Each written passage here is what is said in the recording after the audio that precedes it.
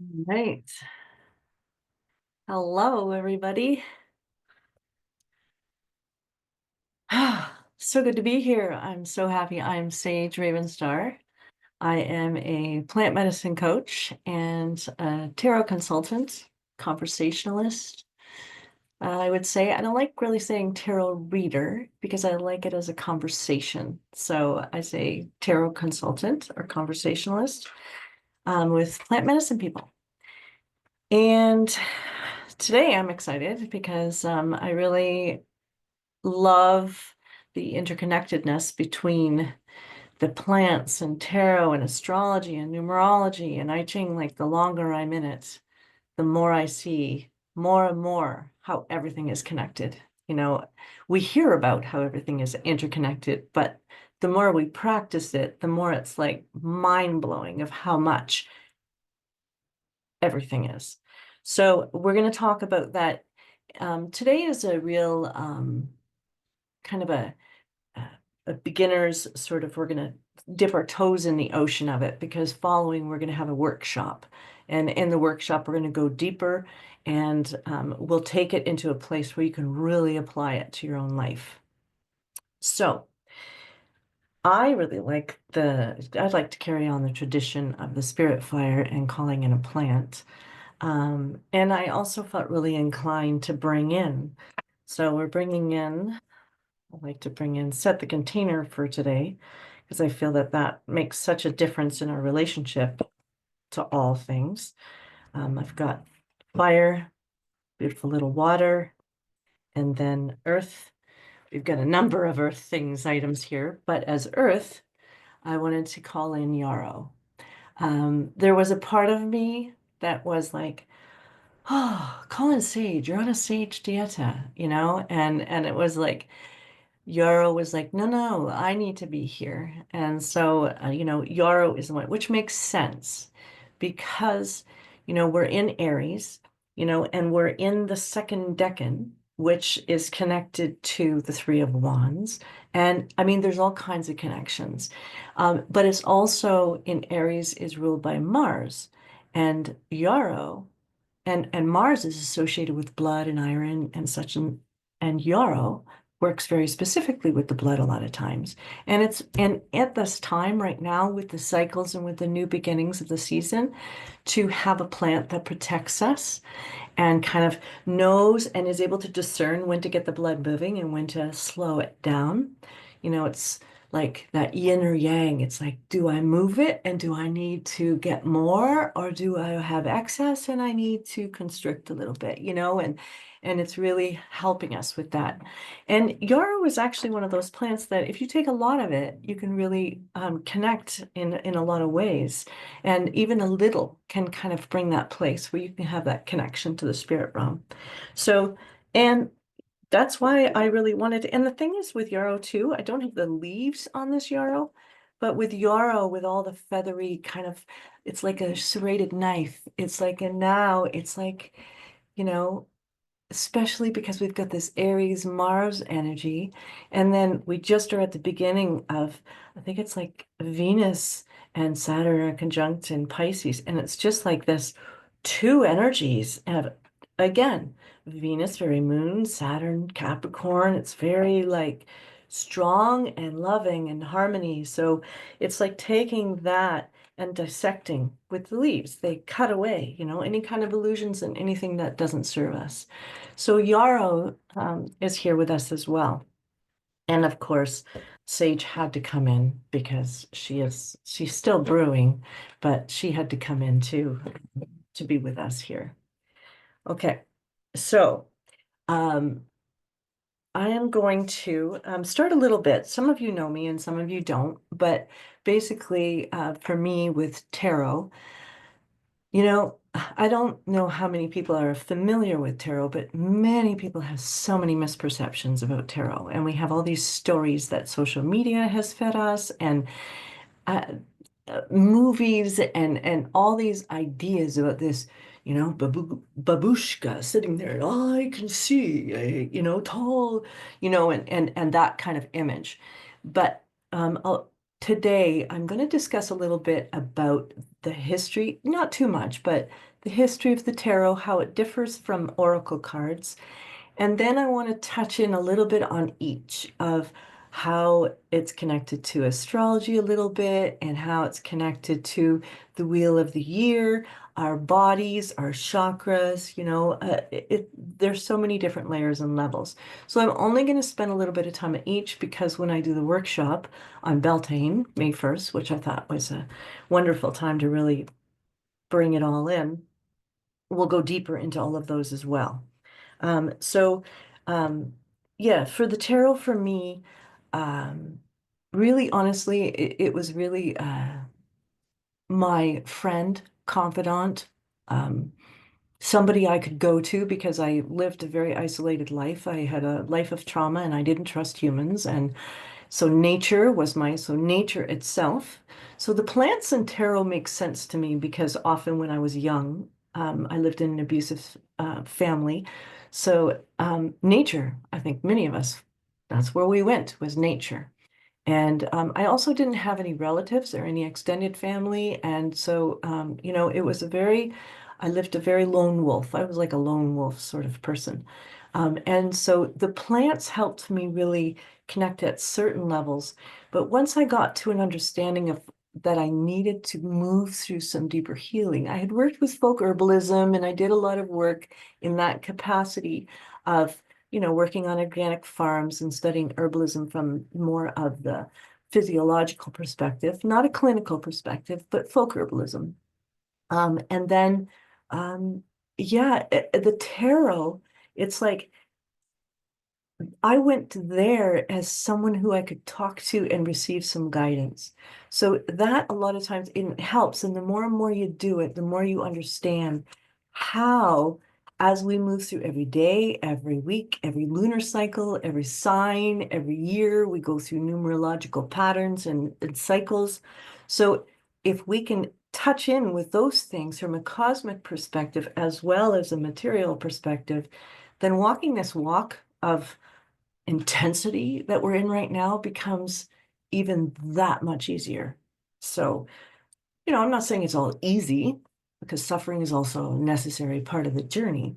But even the suffering becomes different. Because then it's not suffering. You're not struggling so much with the suffering because the suffering is key to all of that.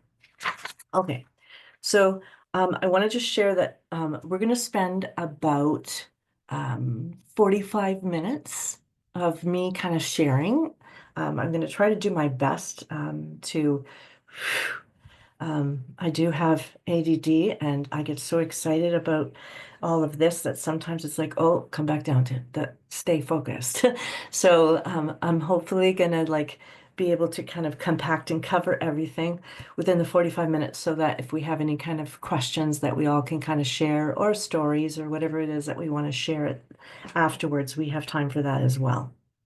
Um, the other piece I wanted to add was um, I talked about through our everyday and our daily life, but I have found it, there's a balance, after ceremony or even on master plant dietas, it's like during that integration time or during that time when, it's like um, yesterday I'm on my fifth day of sage dieta and it's like last night my mind is like, okay, this is getting stupid. This game is done. Like you've done enough already. It's enough. It's like you don't need to keep doing this. This is crazy. And so it's like, do my just sort of be with the emotions of, yeah, okay, I know you feel that way. It's okay. Yeah. And just pulling one card, and so it's like it helps me kind of rebalance. Yes, I have my rape and I have my other, tools as well, but it's one way of getting in touch with the cosmic perspective, the archetypal energies, and I'll go into that a little bit as well. So the history, I'm not going to go into it too much. There's not a whole bunch on the history.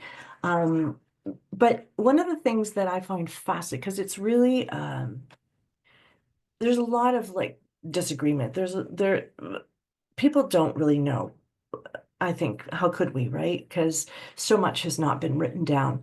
But really, there are some, like if you look back at the earliest playing cards, I wrote it down, like in China, as far back as the Tang Dynasty, 618 AD. So it's like, and if you think about it as well, it's like at 6th century, Koreans were doing using divinatory arrows, so divination in that sense. But there's also, even though a lot of them cannot agree, what's kind of fascinating is, I mean, even if we can imagine and do some time travel and look at along the like road to China, where all the trade was being done, between all these different countries, it's like you're going to sit in a tent and you're going to start chatting and you're going to start conversing. So all these cultural mythologies and stories and archetypes were shared amongst them. So a lot of that is shared in the tarot. And the tarot, and I've only in the last few years, started seeing how much it's also connected to the I Ching, which in the last year has become even more interesting to me because I've been diving into the gene keys. So it's just kind of like, oh my God, it's further connected. I'm going to go into all of this a little bit and we're going to move down to earth into the plants. But I wanted to kind of start in this bigger and spiral into the center into here, just so it gives you a sense of where I'm going. Um, Now, so all these merchants are trading along, and really, if we move it really fast around the 1300s, what kind of starts happening Central Asia and Europe, but in during around I think it was the Renaissance, during the Italian Renaissance, around the 1400s, it became more, that it became kind of more prevalent again. And it kind of went in and out because there had to be this almost secrecy of it for a bit because of course, it's connected to the occult in many ways. And really until the 1500s is when it started getting written. And that is like Aleister Crowley and the Thoth deck and Rider-Waite and other decks that are more ancient and they're connected to the Kabbalah. So that all started, like that's where a lot of what we have now is connected to that. And really in the 19th century, I think it was like the Order of the Golden Dawn. So it really, there's all these cultures and all these mythologies and so it's very not just interconnected with above and below, but around, so as humanity's experience in relationship to the cosmos and to the earth. So all right. So I'm gonna I don't want to go in too long with that. So we're gonna lay that on the floor. And now I wanted to also talk about a little bit of the oracle cards and the tarot. Okay, so oracle cards, I love them too. I have lots of them too. I probably, uh, I mean, most of us tarot lovers have a lot of tarot decks because again, they come from many different perceptions and perspectives. Oracle decks, you can grab one card and it's very, sometimes angels, sometimes plants, sometimes star seeds, sometimes witches, sometimes whatever it is. But each card has its own individual message, and it's very like you have a specific guide that's giving you a message in that moment. With the tarot, it's different, okay? Because with the tarot, it's um, it's it's like it is the fool's journey, and it's connected to the archetypes. And the archetypes are really blueprints, the collective blueprints of our soul. It really kind of goes back to Jung, and it goes back to those primordial imprints that we come in with, the imprints of and the patterns that we come in with. And that's how tarot is like this sacred text because it has all these symbols and images that are connected to that, which is not just connected to the archetypes, but also to, it depends on what decks you have. And I'll kind of show a little bit here and there later, but some of them go very deeply in connecting to the astrology. I have found, it found me. Um, Somebody gifted me with a tarot deck and they didn't really like it. And it turns out that there's I Ching hexagrams on them. And so it's like, oh, so that's there. And the Kabbalah. And, sometimes the plants is relatively new, I think. I think that's a little, I'll go into that a little bit more later when I talk about the plants. Um, but for the most part, it's like that symbology is embedded into, it's kind of like sigils, it's like embedded into the cards. So you receive that which is coming from all these different sacred cultures and teachings from the ancestors as well, and the archetypal energies. And archetypes are always evolving, So, I mean, they're really, and they influence us at an individual level, but also the ones that we all share. I mean, really, I'm fascinated. People say, "Oh, you're so psychic," and it's like, not really. Or maybe we all are, because it's really about a matter of understanding our human experience as we walk through this lifetime. We're a fool. And a fool in the tarot is not a fool in society, you know.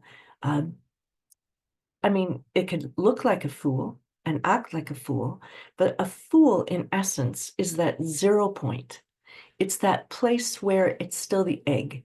It's not separated yet, It's like, if I may use I like using the analogy of a baby in a womb, because they're in the waters of creation, and they're not quite an eagle yet. They're still their spirit essence, and they're part of the waters of their mother, and they're both and of the yin and yang, and of the father and mother, and the above and below, and all that is. And then they come through the channel, and they get through into this reality here, and it's like, oh, there's the magician, the one.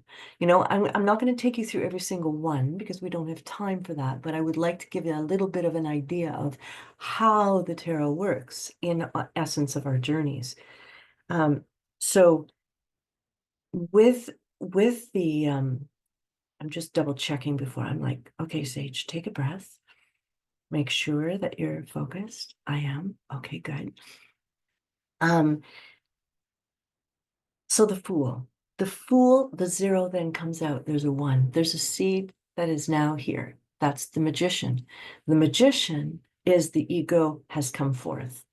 And what's interesting is, if you think about that, it's like anything. It's like we have our astrological chart, right? And the astrological chart, really, if we think about what that means, it's like when we come into this third dimension reality, then we are connected, our pattern connects to all of those that are in the sky and the earth in that precise moment. So we carry not just the archetypal patterns, but we carry those patterns that are imprinted and coded in us. And so we are part of the constellation during that time. So we carry the similar frequencies that those planets and stars do, because that's when we emerged, So then it's like, so here we are as an ego coming into the world, and we have all the tools we need. We come into this world, we have everything that we need. And then it's like, we don't even, I think at, then at that point, the priestess energy comes in, the 2 and 2. And you notice there's like 1 has a whole different energy than 2. And so it's kind of like 2 is very much that instinctive.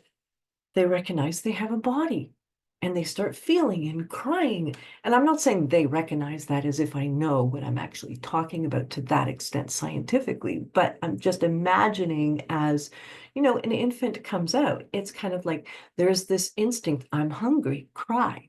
It's like the priestess energy starts coming forth. So you've got this intuitive 3 that then gets birthed, which is the Empress, which is the merging of the ego and the intuition, the mind and the body.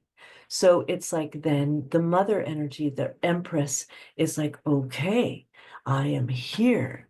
and so it follows along. And I'm going to go deeper into that in the workshop. I only have so much time here, and I want to cover the other areas too. But that's a big piece of it. And the part that I wanted to also weave in as I'm talking about the journey is that in the tarot, it's all everything. The foundation of everything is the elements. So you've got, of course, air, fire, water, earth, and ethers. Okay, so air is represented by swords. Okay, that's pretty clear. I mean, in some decks, I have some decks that they have like it's changed a little from wands to swords and different, but for me it resonates that air is connected to swords. It's sharp, it's it's like that mineral that energy. And then so we've got air, fire, which is the wands. It's like that's the magic. You do the protection circles, you manifest, it's a different kind of energy. So that's the wands in the tarot. And then you've got the water, which is the cups. That's our emotional self, our emotional being. And then you've got earth, which is connected to the elemental kingdom, which is pentacles in the tarot. So, and if you look at any being, anything, there is all, and I think or maybe there was the post blog before, but I just talked about the elements and how we are elemental beings and how we are all connected because we are all that. We are all fire, earth, water, air, ethers. So all the plants are that, all of us here on earth. And so we connect to the cosmos, which have and carry those attributes of their own because they are beings with other energies of their own, but they also carry the energies of air, fire, water, earth, in a different way. So in that, we also have this interplay of yin and yang. It always moves yin and yang. You go from, and I'll go into that a little bit when I go into the astrological piece of it. But really, the last piece, around the Fool's Journey. Just want to make sure I keep track of time here. Lost my phone. Okay, good. With the Fool's Journey, there's also these layers that go in different sequences. Okay, so 7 is also a very prominent number. 9 is a very prominent number. So we go in these sequences from the unconscious to from the conscious to the unconscious to like super conscious to unity per se. So we all travel through this, and I've seen it so many times that, if people, let's say, and I'll talk about this a little bit later when I touch on numerology, but if people are in their year 7, it's like they're almost at this crossroads, this decision point where it's like, okay, we go through 1 to 7. That's the first part of our journey as we are manifesting, moving through something. It's like, so let's say, after 7 years, we start looking at our relationship and we start looking at our job and we start saying, I'm not really sure this is working for me, or our health is, there's something that's going on. So we have a choice. And the thing is, to move to the next layer of consciousness, that's the 8, which is strength. We have to have the strength to go into the 9, which is hermit, to meet the 10, which is the cycle of life, the nature cycles, the wheel of life being one, and surrender to that, and then we get to a place of balance, which is the 11. But it takes a lot of courage because it's almost like we have to take that chariot and do something different. It's really not until the 9 that we get into a place of completion because 8 is kind of that, okay, do I have the strength to create something new? And that's a lot of times where the plant medicines can really come in many ways, because, I mean, plant medicines can come in every single time, but those times when we're going through paradigm shifts in consciousness, it's like, That's why I love doing these master plant dances, because I know with all of this happening right now, with Uranus moving and with everything that, did I say Uranus? Yeah. Sorry, my brain just went. But it's like with all of this that's going on at an energetic level in the world, and in the world at a material level, I know that in one capacity, the strength of the shadow is extra potent. I also know that the potential of possibility for shifting to this place of fuller wholeness within myself is bigger. So, yeah, I need the strength. And I'm not in a seven, I'm in a six. So it's like, what responsibilities? Six is lovers. It's like, what do you choose? What do you love? How are you in that? What is your relationship with love? But I also know that I'm coming into that place of making these, okay, do I have the strength to be self-responsible, to take those risks?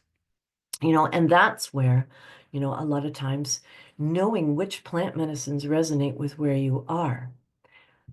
Cindy asks, how do you know what number you are?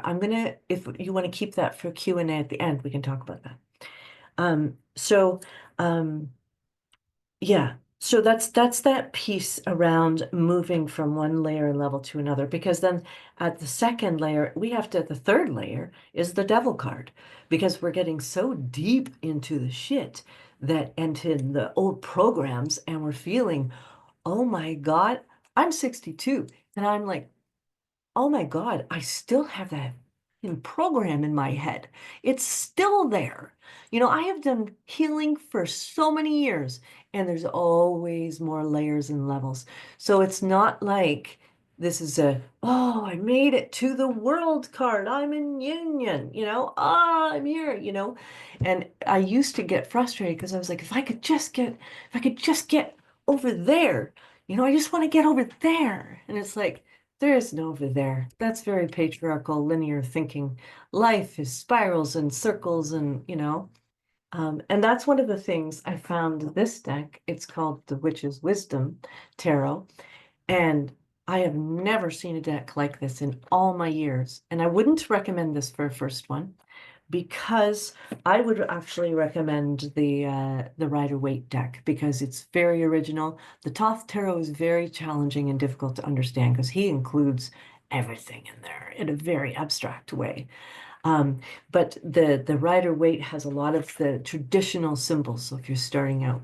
But the reason I'm bringing the Witch's Wisdom is because in this sense, because it's coming from the witch's perspective about connecting to Earth, she takes it backwards. So she starts at the world and moves back to being the fool.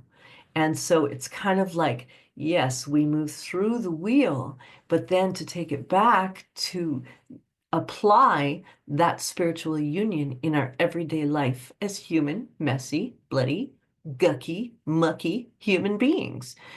So it's kind of like that, and then you go out again, and then you go in again. And that's how the tarot works in so many ways. Okay. So that's the bigger picture. And by all means, if you have any questions, please write them down. If you have any questions, please write them down. So the next piece I want to get into is about how the tarot is constructed, and the fact that there's minor, major, and court cards. Okay, so when I'm talking about all of this, the Fool's Journey and the connections that we have, when we work with the tarot, the minor cards are connected to our everyday mundane material realm. It's the things that's very air, fire, water, earth. That's where you'll see the elements come through. The elements come through in different ways. There's different constellations and matrices, but that's further down the road of understanding the connections at another different layer. Right now, we're talking about the soil, the soil at the top of not the subsoil deep down, but the soil that we're working with to plant something. And so the minor arcana has the four elements. And so as you travel around the wheel, we start with the swords, it's like we're thinking it, we're dreaming it, we're imagining it, and we go through the whole wheel. We go from the east, we move from the air to the fire to the water and to the earth, and we ground it and physically manifest it here. But now through the minor arcana, there's all these challenges and teachings and lessons that we have to go through in day to day. And these cards help us navigate them from a here perspective, from a hear, feel it, taste it, sense it, see it, experience it perspective. So if I got the Three of Swords, I would know, oh shit. Sometimes I'm like, there's certain cards that I'm like, when they turn up, I'm like, oh, you know that there's something going on. This week, I asked for some insight into, what I needed to know for this week. And I've got Three Swords cards. And I'm like, are you kidding me? But it's also not fixating on that. I think that's the trouble with the tarot too sometimes is it's almost like if you attach yourself to that being the answer instead of going in, then you're giving your power away. It's more, does that feel and resonate with me? Okay, I'll pay attention to it, but I'm not going to expect it. That's the key, right? The attachment to it.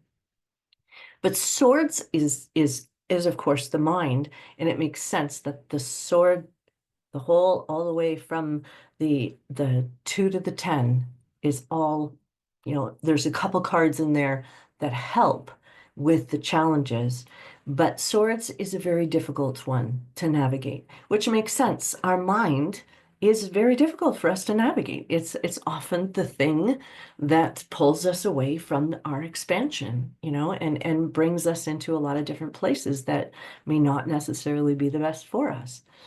Um, and the thing is, as we move through those, and if we embody the lessons and the teachings, and I'm just going to kind of add a little nugget here that's interesting too, is that all of these suits are connected to the Egyptian Bardo states. So there are certain energies and things that are activated with certain cards that other cards can assist. But the Bardo states are almost like archetypes because those Bardo states are also um, initiations or lessons or paths that we all move through.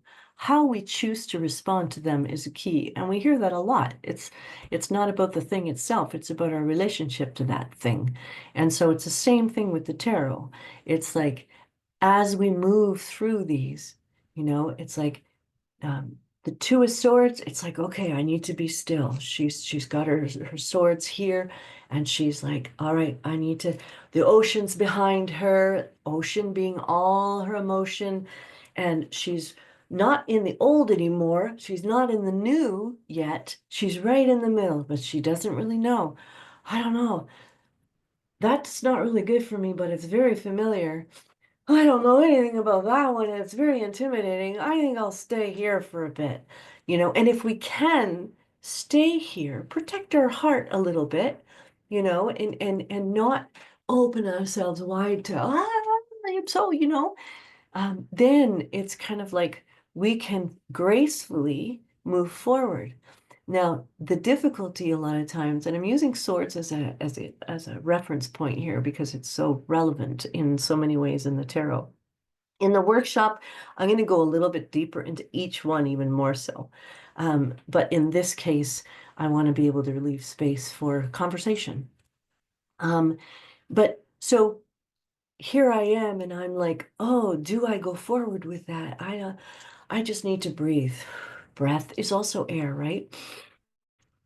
I need to not let the oceans of my emotions, they're at my back. I have my feet on the sand, on the ground. I'm grounded, and my head is connected to the sky, and I'm here. If I allow my mind to interfere, then the Three of Swords will start taking us back to, Oh, but I can't do that because I got really hurt before and I can't do that again. Oh, and starts really all these old wounds start, opening up. It's like the wounds start opening up. And so it's kind of like if we don't take the time to breathe and be with the pause when that seed, it's like be with the seed, be with it. That's what the Two of Swords is saying. We don't need to that's why it's good. People buy their seeds ahead of time so they can really kind of be and sit with them and understand. And that's the piece too, which I'll connect with the plants.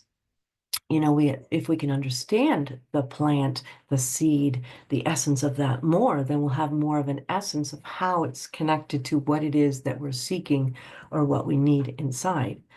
So I'm just going to do a couple more. So the Four of Swords then is kind of like when we recognize, oh, I'm getting caught in this story. Oh, I need to then again calm down. I need to go to my sacred space. So instead of being in the open, we need to go into a sacred space and just put it down. Those three swords are there. I'm in a sacred space. I need to just allow myself to be held because there's a lot going on. And so, as you can see, there's this movement, ebb and flows, like the ocean, right? Right? Like water. I think Taoism says, be more like water.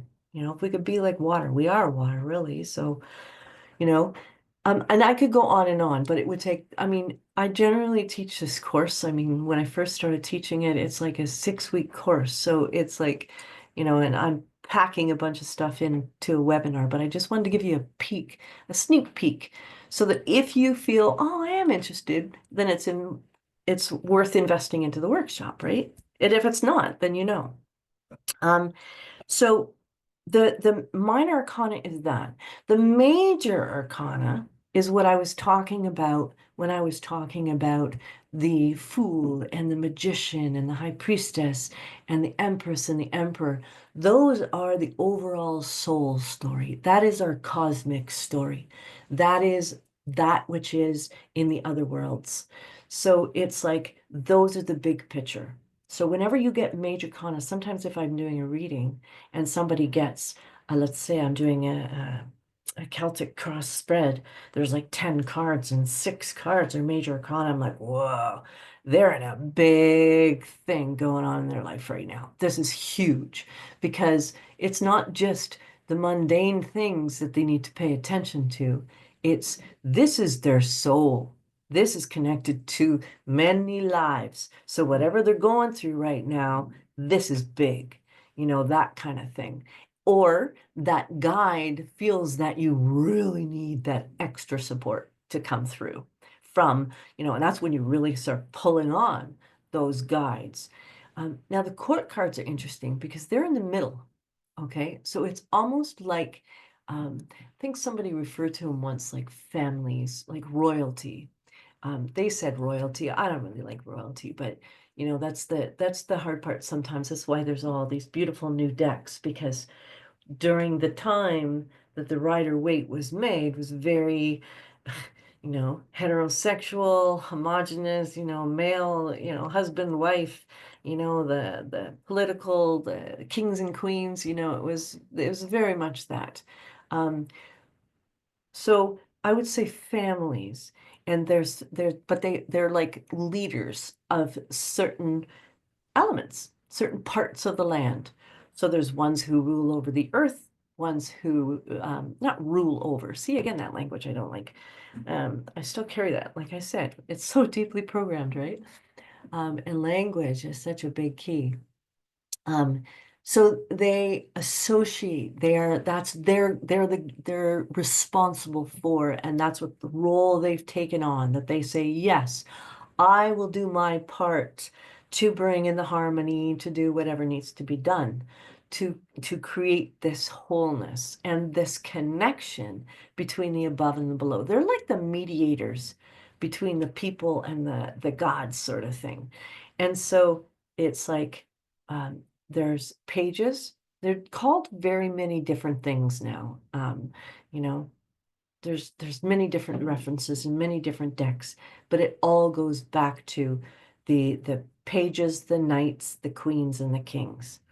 I mean, if you have a very feminist deck, they don't even have the kings in there. They have like the craftsperson and the goddess or something, So it's kind of like, and I kind of see the king and queen as together here, the divine masculine and feminine sort of thing. So the court cards are our characteristics. So it's kind of like if you get a page of cups per se, then that's kind of like the page is the child. So the page of cups is water. So in sense, it's kind of like, oh, it can be external or it can be an internal characteristic. So it can be that, there's this calling to really give some space to your child self, to the emotions of your child self, to what made your child self laugh and love and feel joy and is wanting you to connect with your heart from a child's perspective. If you get like the Knight of Swords, that Knight of Swords, depending on, some people work with reversed and some don't, and I'm not going to get into that here, but the Knight of Swords is very much about let's charge ahead and let's do it.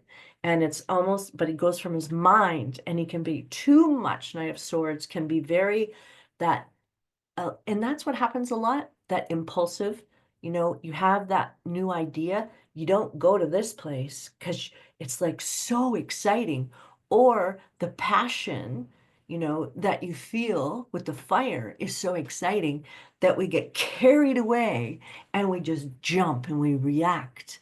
And that's a lot of the Knight of Swords energy. However, if there is a depletion of action, the Knight of Swords, it's almost like that adolescent that doesn't have fear and just goes for it. So there are different ways, but those are the characteristics. And it helps then to merge soul with ego. And that's where the court cards are in the middle there. Okay, 242. Okay, so I'm going to go a little faster. I want to spend the rest of the time really. I don't need to go faster because I pretty well covered those points, and we can always cover more in the Q&A. But I wanted to definitely weave in the plants now. So there's not a whole lot of resources that connect plants to tarot. There's not a whole lot that connects plants to astrology. There's a lot of tarot and astrology, and there's a lot of plants to people, but there's not a lot that bring plants into that. Evolutionary herbalism, Saja Popham is wonderful for that. I mean, that's if you want to go really deep clinical herbalism. Warts and Cunning online is also, she's got some wonderful things as well. They really, and I've been really deeper and deeper into that as well, of bringing it all together in that sense of understanding how the plants, the tarot, astrology, even numerology. I didn't really go too much into numerology, but all those numbers are also frequency. They also carry a certain frequency, you know. But I'm going to kind of, I don't want to leave that out because it's pertinent to the sense of our own personal cycles. We go through the 9-year wheels, some say 7. We go through a lot of wheels, tons of wheels. I mean, we're going through a wheel in one day. We go through a wheel in an hour or a minute. Like we go through wheels upon wheels upon wheels upon wheels. But I work with the 9-year wheel because it just works really well with understanding our own lived cycles. I mean, when I was 50, I think it was around 50, I went back to look at, I don't know why it didn't occur to me before to do that, but I went back to the beginning of each of my 9-year cycles to my number 1 to see where was I in my life, what archetypal energies were at play, what was my relationship with myself, my world, blah, blah, blah, my mental health. And I noticed that almost all the way back to my teens, that I was carrying over the same archetypal energies, the same things, the same patterns, different humans, different jobs, different locations, but inside of me, I was still carrying those old trauma imprints. It was like, Kat was talking about yesterday, the time loops of trauma. It was like just going around and around and around.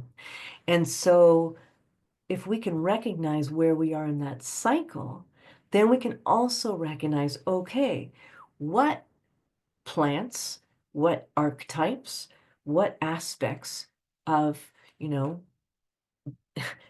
minerals, stones, whatever it is that we need, jive with our frequency at this time, or what is excess and what is deficient, sort of thing.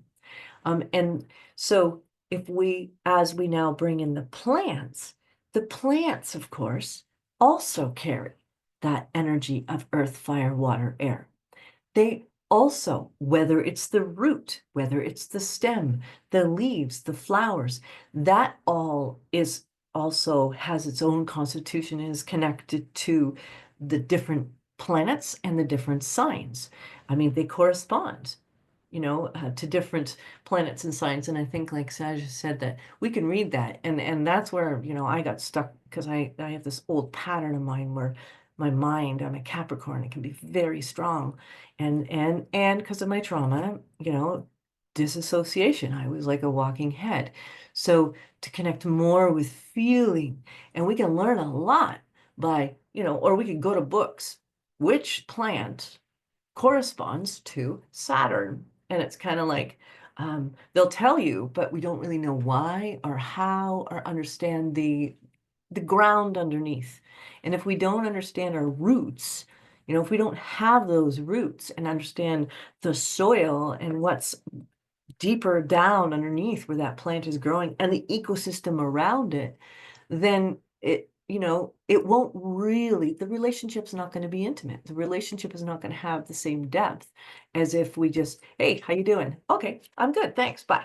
It's like, or you meet somebody and you see their face and you think you know them. It's like, there's deeper essences. It's going into the whole. So even the colors of the plants, the strength of the stems, the textures of the leaves, so, and when they grow, there's all kinds of pieces to that. And so for me, because, I really worked with folk herbalism, but because of the way that I'm not a very left brain person, I could never really memorize things. It just doesn't work. I've tried for years. And I tried to, study clinical herbalism, and my brain just doesn't capture things. So more and more and more, it's about experience. So it's like going into the woods, doing sit spots, just sort of sitting and watching the same thing, watching or going and seeing what's growing and what's growing during this time, and where is the moon and where is what planet and which one comes up now. I think in my front yard, a crocus came up, just one single crocus in my front yard. And I was like, okay, why would it come now? And what is it that it's being drawn to? Because it's obviously aligned with that because it's growing out and where it grows. So it's an observation. We can definitely, experiment with it, because that's what I did. I just started experimenting with, well, which plant, it does this, like with Yarrow. It's like, oh, okay, it works with the blood. I know Mars is connected to the blood, to iron, and to that aspect. And, then I can kind of like, oh, okay, that makes sense to a certain extent. I think it depends. If you're like a clinical herbalist going deep into, um, you know, um, diagnosing and giving medicine in that way, then I think it's really important to understand all the energetics and all the constitutions and all the actions and everything at a much deeper level. I don't have that because I wasn't able to retain it. I just couldn't do it. So obviously not part of my soul journey, because here I am as a plant medicine coach. And so I can weave it in a way that is aligned with my frequency. And I know that with my frequency, there are certain plants. And it's really interesting because I was like thinking about this today, and I was like, it's so interesting because I'm a Capricorn. I was born in the winter months. And I'm a kapha vita. I think I said that right. So, I have more of that damp cold, and that stagnant. So it makes sense that when I'm on these dietas and I can't have any spices or anything, no wonder I'm like, I feel so tired because my body needs that fire. And so those plants that could bring in that fire could assist in that way you know so it just there's so many different connections with that, and I think the key is to really start paying attention, then tasting it, having the teas, and how does it feel when it goes in your body? Does your body heat up? And what planets, in the workshop I'll go into a little bit more detail again with astrology. I'm like, in our Western society we call it ADD. I call it that I like to multi-travel all over the universes. I am just interested in everything. So I just go to all these places, but then I never really go deep, well, until plants. But now I understand why, because it's all connected. So when we go into the workshop, I'll talk a little bit more about the planets. I'm not going to go into like deep astrology, but enough of an understanding as people that, well, lay people like us, or maybe some of you are astrologers, but it's like that we can understand it in a way that we can use it in a way that supports us through our integration, through our everyday, through whatever it is that we need.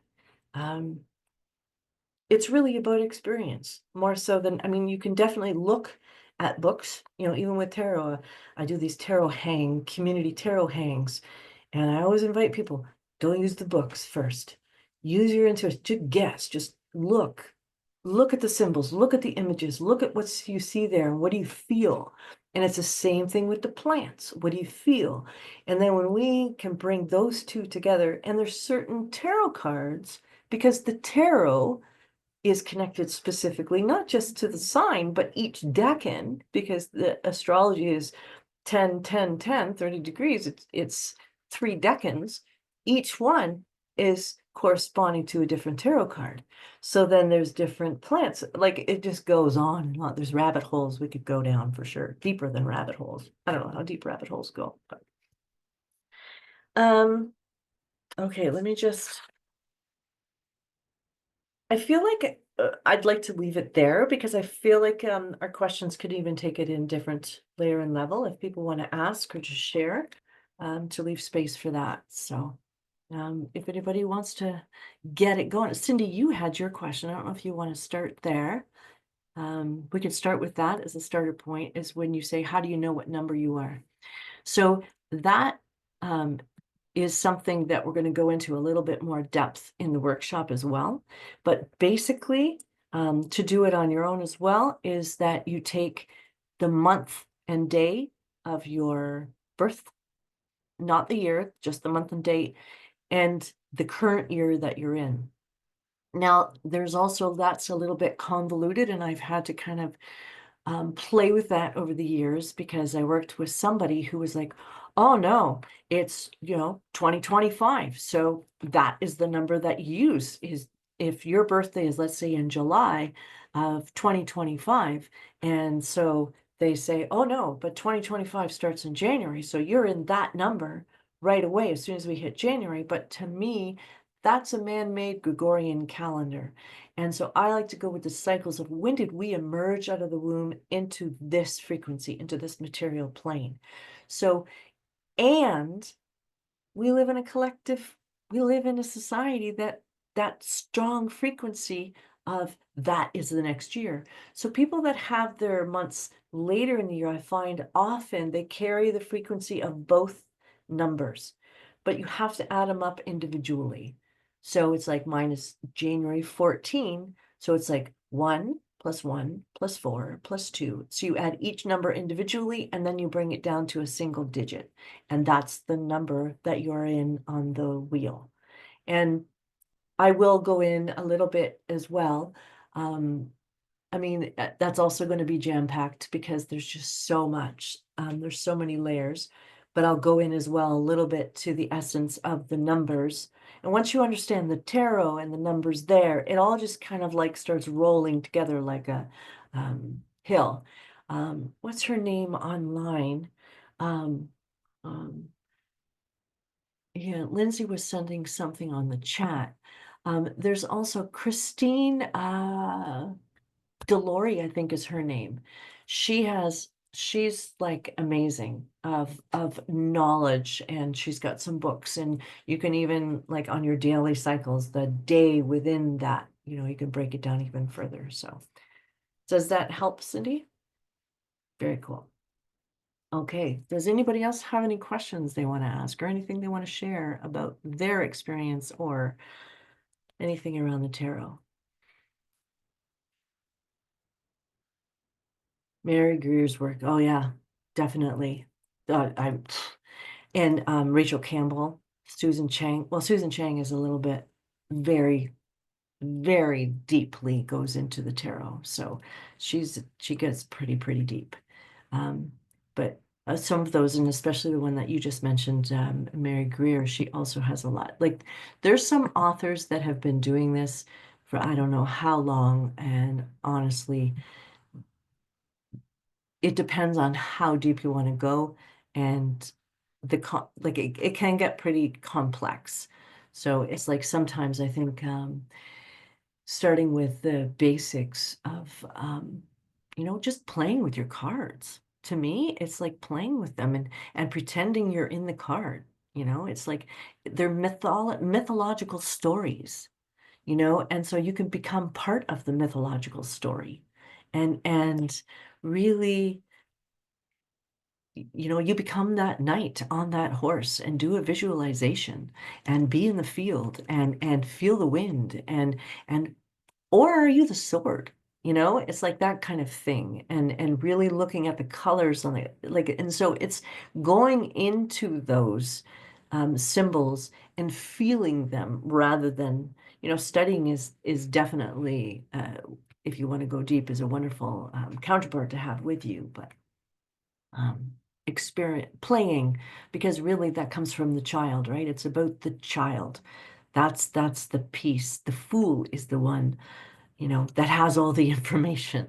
It's all the codes, everything's there. So it's like the more you play with them, whether you draw with them, whether you color them, whether you know, just even meditate with a certain image or whatever. Or pretend you're in a conversation with the priestess, sitting, do a visualization and go into a cave sort of thing. Any of those things could help. Very cool. Does anybody else have any questions they want to ask?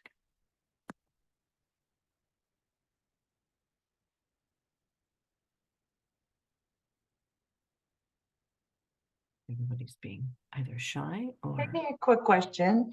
So you talked about the numbers, like the 7, the 9, like the cycle, right? And like is that kind of connected with like the 9-month gestational cycle, or like are there different wheels of time, like well, connections? and you know what, Cindy, that's fascinating because I just realized I didn't put my sage in my cup. Um, that's I use that a lot.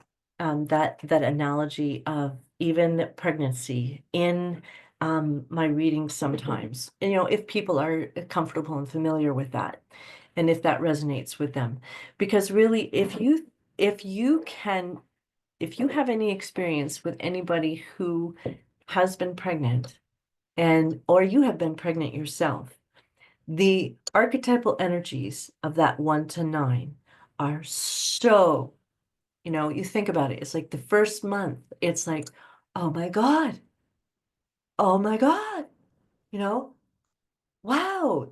And you can't really believe it because you can't really feel it, but they said it's there, it's there. So the second month, you start like, hmm, you know, discussing it and, maybe share it a little bit, or, you start kind of like, it starts landing a little bit more that this new reality is coming in. Is this a reality that you want? The 3 is, again, it's the Empress, and on the cards, she's pregnant. So, but in fullness sort of thing, it's like, do you choose to manifest this? Because the Empress is kind of like the merging of the magician and the priestess coming together, right? It's kind of like, okay, you have a choice now. Is this actually something that you want to birth and carry forward? And if you say yes, then you go to the four, which is, okay, you start going into a place of a foundation, because four is very much about foundation, right? And four is not, you'll notice that the even cards are not active so much.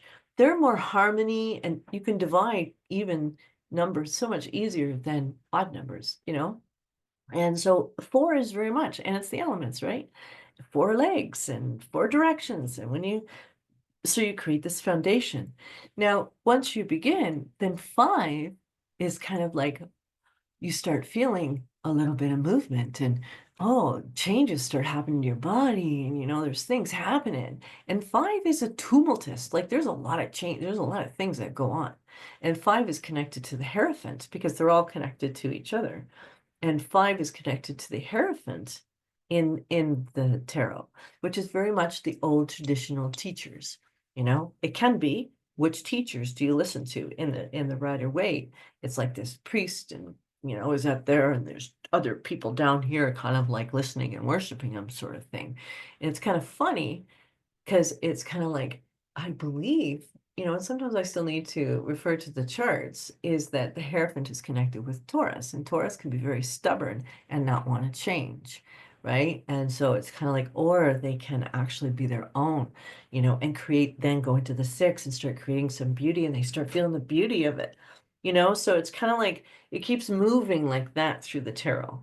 And it's when it's kind of like at the seven is it's very much about getting prepared for this new life. It's like, okay, what do we need to do? We need to create a new room. We need to create this. We need to stop doing this. I need to look at my work, blah, blah, blah. But it's like if you're attached to it, then it's not going to go so well when you move to this next layer, and you might actually kind of like regress into this old pattern, emotionally, mentally. It could start really kind of weighing on your mental or emotional health, and you could actually go to this place of depression, or you could go to this resistance or whatever it is, right? Or, no, I'm going to keep working. I can't, that's who I am. So there's lots of different ways that that can play out. Does that make sense? Very cool. Very cool. Thanks for bringing that up, because a lot of times that is something that I really bring the um, into the readings for sure. But and really, then as you go into the 10, it's a one again, right? And it's a new level of birth. So it's again, and then there's the sequences. There's all kinds of wheels here, but if we carry on with this one, the 10 is a one again. So it's kind of like then the 1 to the 19, So it's like, because that adds up to a 1, I think, in my brain, or 18. I'm not really grounded in all of that right now. But it's like then you go back to the moon and the sun, and you're getting to judgment, which is 20, which is a 2, is kind of like death and resurrection. It's a whole different kind of birth. So it's like birthing and birthing and birthing, and death and death and birthing and death and birthing and death. This consistent cycle that we go through of birthing another layer of ourselves, another layer of our life. That's really what it's about, right? Do we choose to birth into more of who we came here to be? Or do we choose to, I don't think I can do that one, because our brains can do that. I know, at the beginning, even with plant medicine people, for the first time in I don't know how many years, this man came into my life, and I'm like, I'm not even sure I'm interested in that gender anymore. And okay, I'll give it a try. And it's been a long time, and I noticed that what life was really doing was showing me two different paths I could go down. I could choose the old path and go back to the old story of heterosexual life and a man taking care of his shit. It's like, oh, that'd be so much easier if somebody else. So and I was like, yeah, no, that I want to have a love affair with plant medicine and with plants, and I'll do this. So it's like we get to those choice points all the time. And so there's a death of that old story. It was huge. But then you got to go through the portal to the next one. And that's why in the judgment card, there's the coffins, and you're naked because it's very vulnerable. You feel you're a beginner again. You're a child again. It's like in going through grade school. You even think about that. 1 to 8. grade 9, you start high school, and it's kind of like, grade 8, you're the big guy at the school, you're like hot shit. And then grade 9, you're like a baby and a puppy, and people are looking at you like you're like, so it's like those cycles. And you'll notice when you start looking at that, how much our whole lives, all of us, is connected to that. And then when you weave in the tarot and then the plants as allies, it's like it becomes so full and juicy that life just becomes yeah, just so grand in its experience. So, yeah, I hope that was helpful. Just checking time here. Okay, so 3 o'clock. So, I mean, I do have, yes, we have a little bit more time. If people have any more questions, or if there was any more specific area that you wanted to go deeper into, um, I'm open to that. Let me just kind of look here because we are going to go deeper. Um, I can actually just share for a second. Well, I don't have it online. I'm not a technological person, but even if you did a chart, okay, for yourself, like let's say, I'm just going to kind of show you this. I'm going to give this out when I do the workshop, but having a chart like this. Okay, I know it's hard to see because I wasn't planning on this here, but it's got the wheel of the year, I'll just tell you. So it's got like you move around the wheel, you've got, where's Aries? Aries, Taurus, Gemini, Cancer, Leo.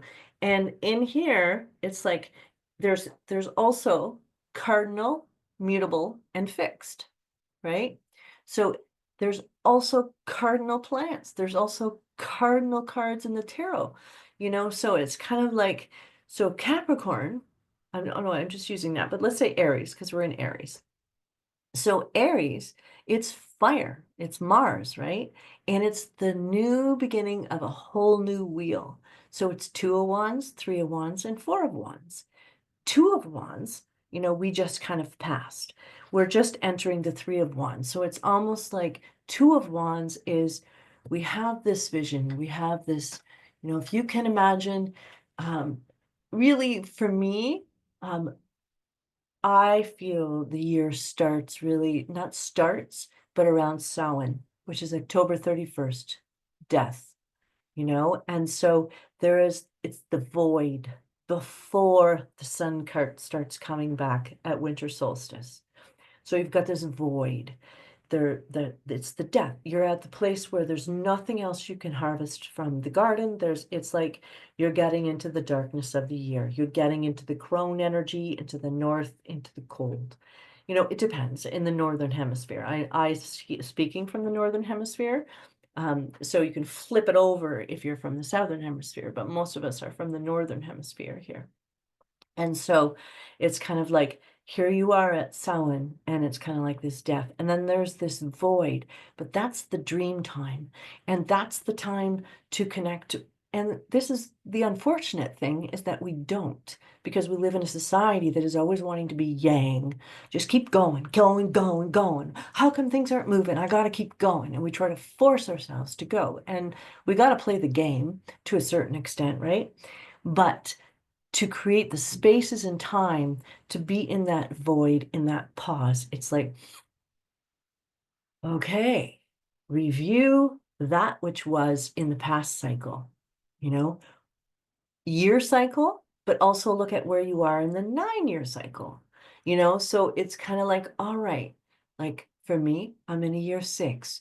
So at the end of like around October, it's kind of like looking back at, okay, what kind of changes? I journal a lot, so I have these notes, and I take pictures of my cards. Sometimes I do spreads, new lunar cycles, do spreads, sometimes new signs. If there's any big thing that's happening, it's kind of like that's when I pull out and get some extra messages.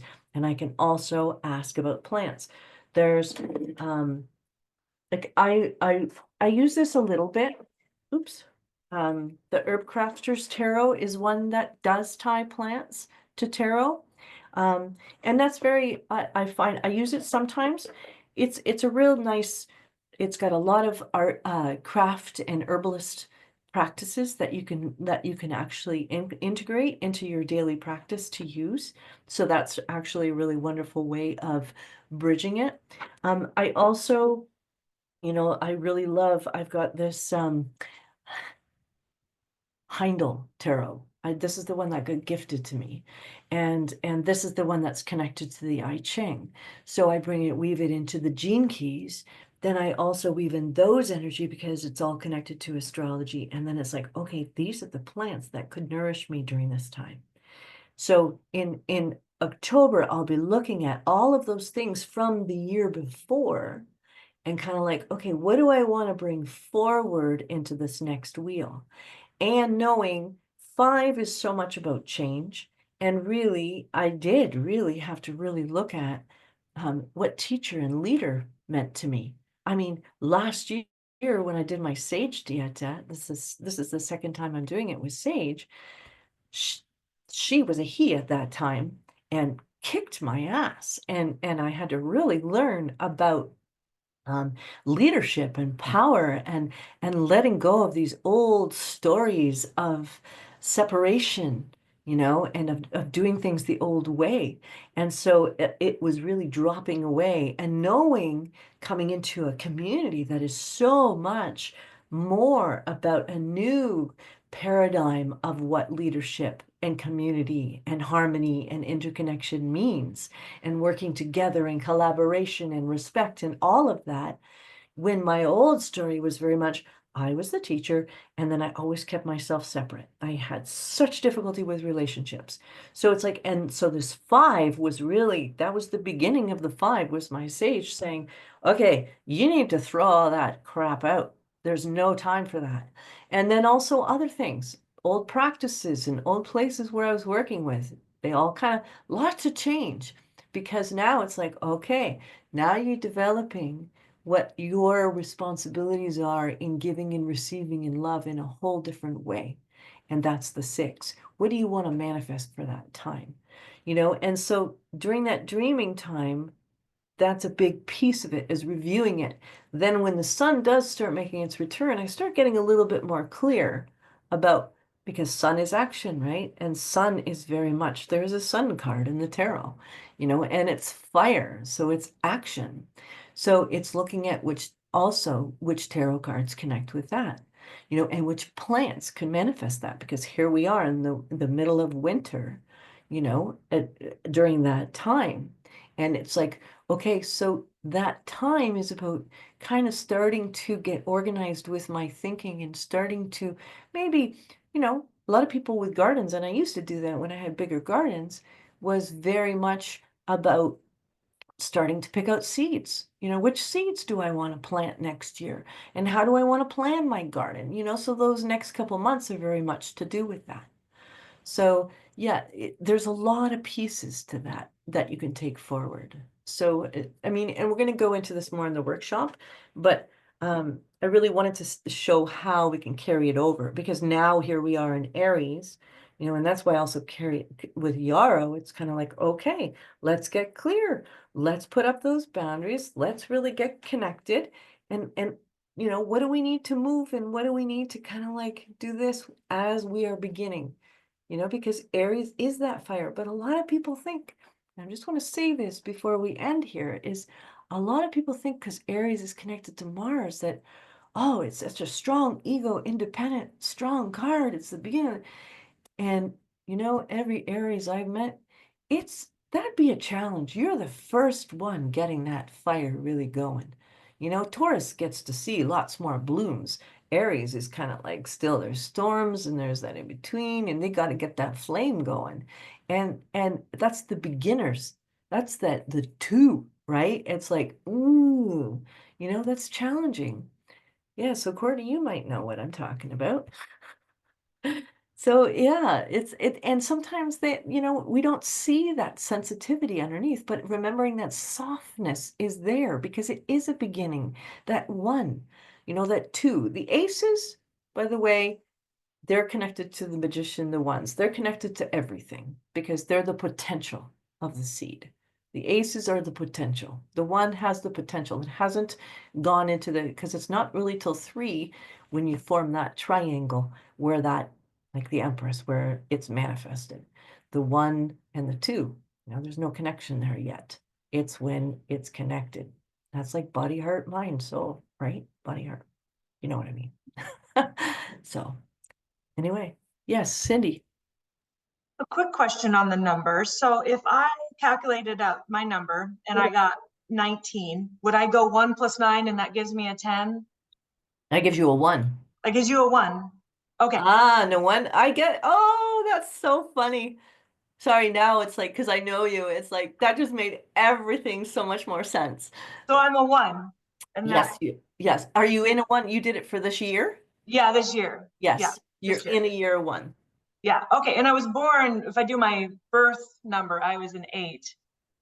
So that's you added all the numbers from your birth year with your month Yeah. and day? When I did that in the past, I was an 8. Yeah. And so, Oh okay. yeah, there's So it that changes that's every year. Okay. it makes so much. Oh yeah. It's Okay. so fun when you start getting into it and understanding it of where you are and everything. So, and we can have further conversations about it as well and go deeper. And in the workshop, I'd like to take that a little bit deeper. That will personalize it right from the beginning so people can kind of, we're going to work that right into it so that people can really personally apply it rather than looking at it from the bigger scope. So, all right. Very cool. Thank you so much, everybody, for coming. I'm really that's quite a gift, and thank you to everybody that's may watch this in the future as it's recorded. So I'm really glad. It was a real blessing to be able to talk about this with everybody. So hopefully it was helpful.